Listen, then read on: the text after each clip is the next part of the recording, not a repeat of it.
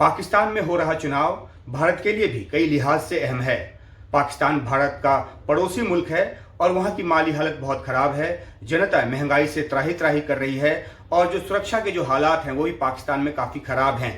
ऐसे में अगर एक मजबूत और अस्थायी सरकार आती है तो वो अपनी जनता का और वहाँ की सुरक्षा का ख्याल रख पाएगी। और ये एक पड़ोसी मुल्क के लिहाज से काफ़ी अहम है, क्योंकि अगर पड़ोस में सुरक्षा का खतरा पैदा होता है तो उसकी आंच जो है वो दूसरे पड़ोसी मुल्क यानी कि भारत को भी उसका खामियाजा उठाना पड़ेगा।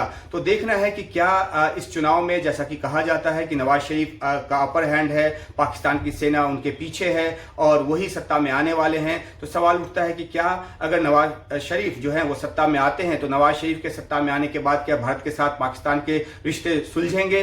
कई वर्षों से बातचीत जो है वो बंद है। भारत की तरफ से साफ कहा गया है कि आतंकवाद और बातचीत साथ साथ नहीं चल सकती।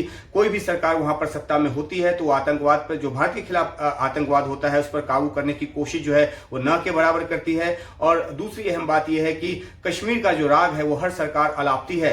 नवाज शरीफ ने जो अपनी घोषणा पत्र में जो बातें लिखी है उसमें 370 को, अनुच्छेद 370 को की पुनर्बहाली की जो एक पूर्व शर्त है वो रखी है और उसके बाद ये कहा है कि भारत के साथ बेहतर रिश्ते, सामान्य रिश्ते के वो हिमायती हैं और वो सत्ता में आए तो रिश्ते बेहतर करने की कोशिश करेंगे। लेकिन जिस तरीके से कश्मीर को लेकर पहले ही पाकिस्तान राग अलापता रहा है और जिस तरीके से अब धारा 370 की बात जो है उसमें जोड़ दी गई है, तो ऐसे में मुमकिन नहीं लगता कि बातचीत आगे बढ़े।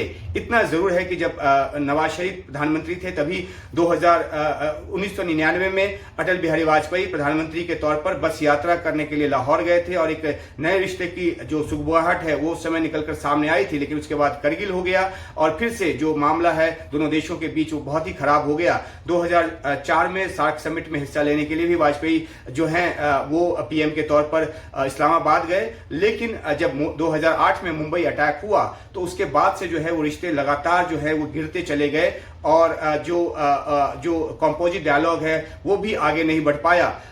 2015 में हमने देखा कि प्रधानमंत्री मोदी जो हैं वो अफगानिस्तान से लौटते हुए वो लाहौर अचानक उतरे और प्रधानमंत्री नवाज शरीफ थे उस समय, उनसे उन्होंने मुलाकात की। नवाज शरीफ को उससे पहले अपनी शपथ ग्रहण समारोह में जब सार्क के नेताओं को बुलाया था, सार्क देशों के राष्ट्राध्यक्षों को बुलाया था, तो उसमें नवाज शरीफ भी आए थे। तो एक जो पर्सनल केमिस्ट्री है वो बनती नजर आई। लेकिन उसके बाद भी जो है वो आतंकी जो सिलसिला है वो पाकिस्तान की तरफ से रुका नहीं और बातचीत की जो डोर है वो आगे बढ़ नहीं पाई। अब नवाज शरीफ जब एक बार चुनकर आएंगे तो देखना होगा कि उनका जो रुख है वो क्या रहता है। इतना जरूर, जैसा कि मैंने आपको बताया कि उन्होंने कहा है कि वो सामान्य रिश्ते के पक्षधर हैं। उन्होंने अपनी जो राजनीतिक रैलियां हैं उनमें कई बार भारत की तारीफ भी की है। ये भी कहा है कि भारत ने G20 का जिस तरीके से आयोजन किया वो एक देखने की बात है। पाकिस्तान जो है वो बहुत पीछे रह गया है। तो वो अपनी ऑपोजिशन पे यानी कि इमरान खान की पार्टी पे आरोप लगाते समय उन्होंने भारत की जरूर कई बार तारीफ की, लेकिन जब वो सत्ता में आते हैं तो देखना है कि क्या उनका ये रुख बरकरार रहता है और क्या वो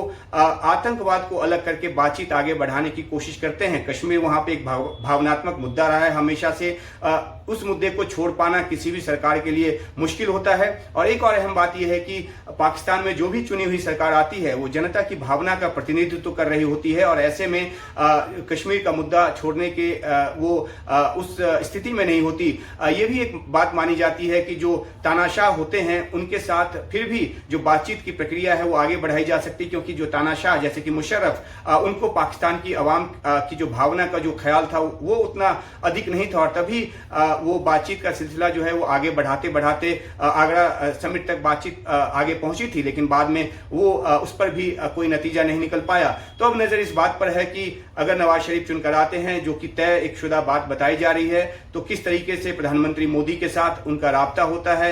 उस स्तर पर अगर कोई बर्फ पिघलती है तो फिर जो नीचे बातचीत है वो शुरू हो सकती है। एक जो कंपोजिट डायलॉग के तौर पे, चाहे नाम कुछ भी हो, एक समग्र वार्ता जो है उसकी शुरुआत हो सकती है। लेकिन ये दूर की कौड़ी है। उसके पहले पाकिस्तान को अपनी आतंकवाद जो नीति है, खासतौर पे जो भारत के खिलाफ जो आतंकवाद की नीति है उस पर काबू करना होगा और इसके पीछे ये भी देखना होगा कि पाकिस्तान की जो सेना है उसका रुख क्या रहता है। पाकिस्तान की सेना भी लगातार जो है वो पिछले दरवाजे से बातचीत की हिमायती रही है, लेकिन एक आतंकवाद को एक टूल के तौर पे जो पाकिस्तान की जमीन से भारत के खिलाफ इस्तेमाल किया जाता है, जब तक उस पर काबू नहीं होता तब तक भारत की तरफ से अपनी कोई पहल नहीं होगी। भारत किसी भी कोशिश को आगे नहीं बढ़ाएगा। इतना जरूर है, लेकिन देखना है कि नतीजे के बाद किस तरीके से नवाज शरीफ कितनी मजबूत स्थिति में आते हैं, किसी गठबंधन के सहारे वो यहाँ आते हैं या अपने बूते वो सरकार बनाते हैं। इन सब बातों पे काफी कुछ निर्भर करेगा कि वो फॉरेन पॉलिसी को लेकर किस तरह का रुख अख्तियार करते हैं और भारत के साथ रिश्ते अच्छे बनाने की दिशा में किस गंभीरता के साथ काम करते हैं।